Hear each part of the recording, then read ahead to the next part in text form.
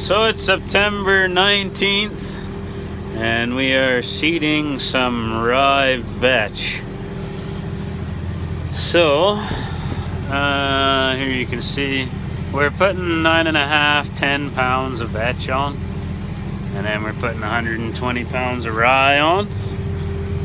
So we're on a, but here you can see we got an 1890 here we're using.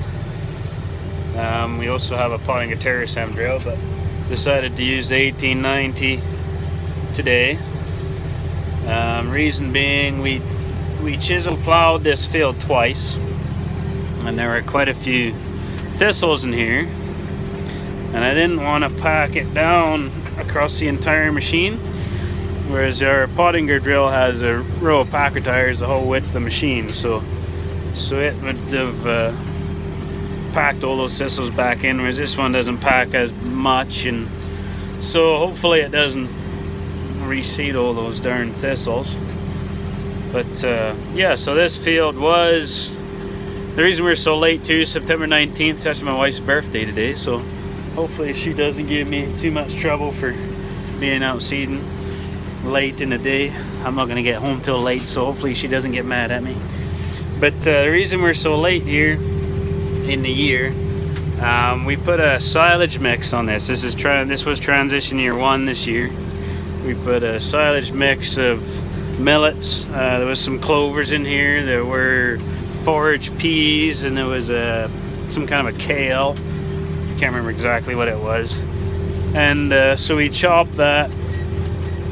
Well, we chopped that in early July, and we wanted to have the millets and the clovers, and there was vetch in there as well. We wanted that to all regrow, but with our dry summer this year, it didn't regrow very well.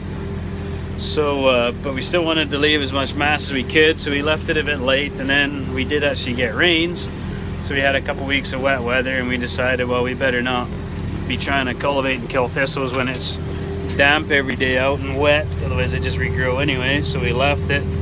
So now we're kind of late, so we chisel plowed it twice, like I said, and we actually chisel plowed it one day behind the next, so hopefully we get a half decent thistle control out of this, but we'll see how this goes.